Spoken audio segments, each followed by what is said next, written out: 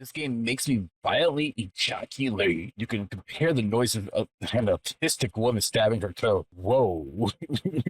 What's going on, everybody? It's your boy Disbearity here, and today I'm bringing you guys back a series which I started a couple months back called Why So Negative? Now, if you don't know what this series is about, this series is about me going through certain games that I enjoy, checking out and seeing why these games got bad reviews, and also some positive reviews.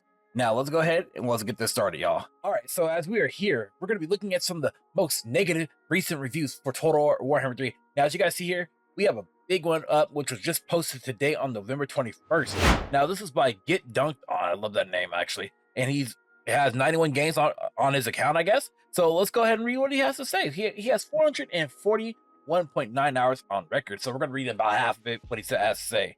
If you're reading this, you're probably wondering why I'm downloading this despite my playtime, and maybe you're even considering buying it. I paid 15 euros for this game. I bought it online.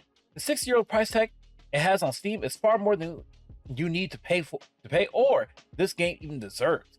So make sure that if you want to buy this, you buy it for a low price. Which, you know, he kind of spit a little bit because yeah, you are going to be paying a high price tag for a Total War Warhammer series in general. None of the DLCs are worth their asking price for this game. The AI is dumber than it was back in Rome 1, back in 2004, in a lot of situations. Now, okay, I can definitely disagree with that. The AI is a bit smarter. I mean, I guess it has more so to deal with pathfinding, but I could definitely disagree with this one. I wouldn't say back to Rome 1. I'll say probably back to Rome 2, maybe even a little bit of Attila, but you know, hey, not that far.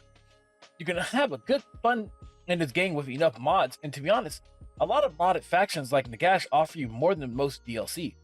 Okay, well, you know, in my opinion, I mean, mods do make a better game, but not all mods can, you know, I guess perk up, you know, not basically what I'm trying to say is if developers make a good solid base game, you shouldn't have to really rely on mods, but mods also make the game a bit better in your own in your way, because I'm a person who like mods too.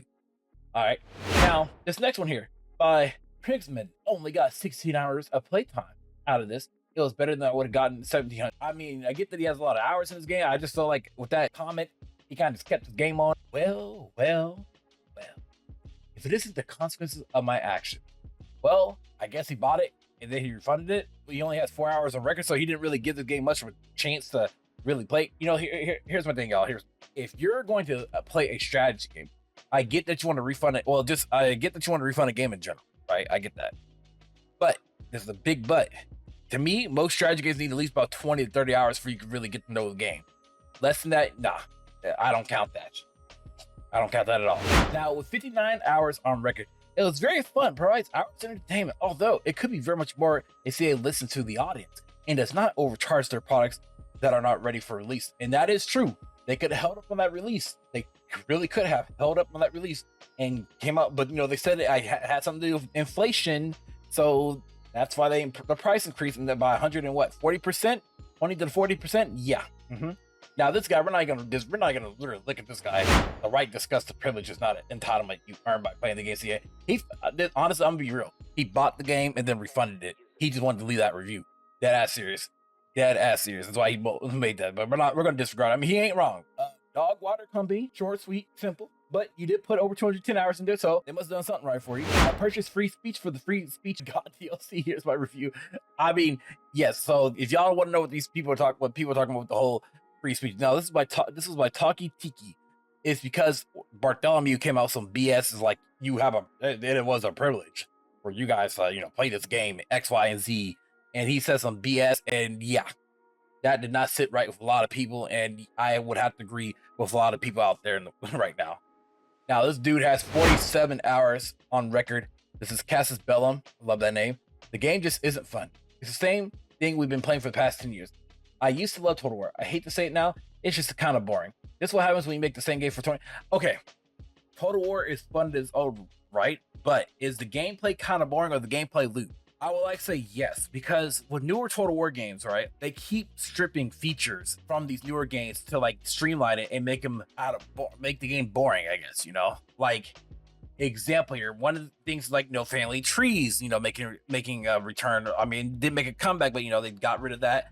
They got rid of like the whole small, you know, your trade, when the little miniatures on the map, trading posts and going back and forth, or trading through land, trading through sea. That was really cool aesthetic. They got rid of plenty a lot of stuff, but you kind of get my point though.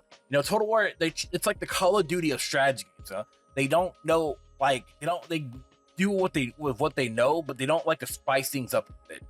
They don't like to experiment. And that's literally a CA problem that they have to do, and they have to figure it out. Because I would have to agree. And then especially if you're not putting effort into your DLC, that's another thing.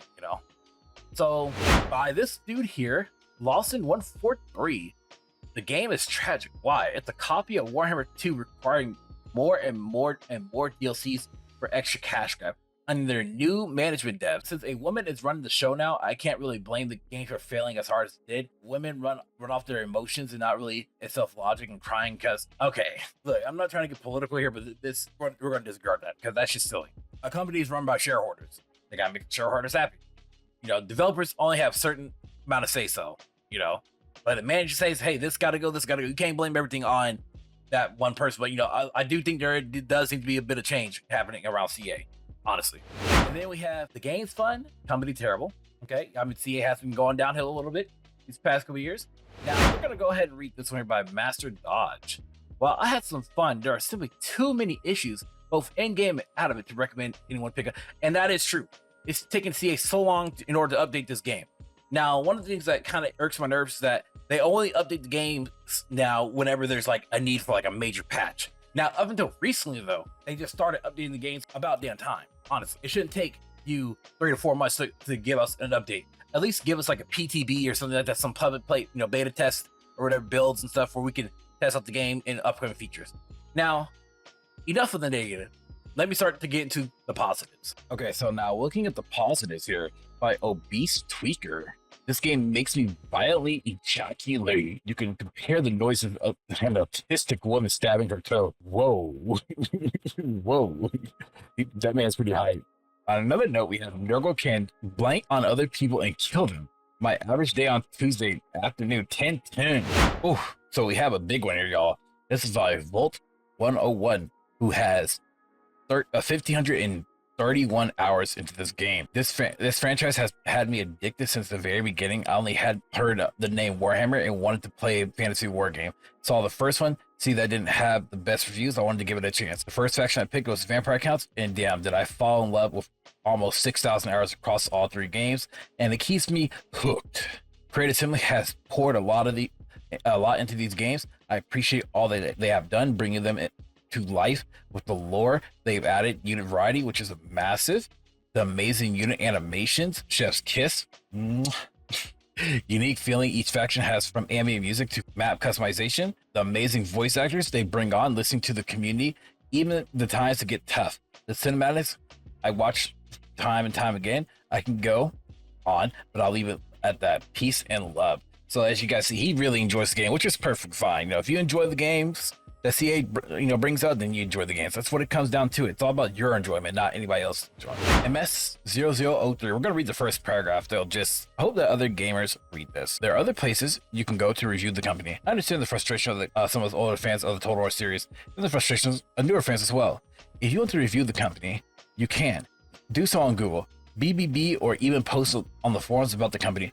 As for this particular game, let's review it as it stands on its own, speaking which here is my review. Now I'll read the second paragraph. I had a lot of positive to say about the game, so I will start with the bad. This particular game is the third installment of the series, but it has been combined with its predecessors to make an absolutely massive RTS.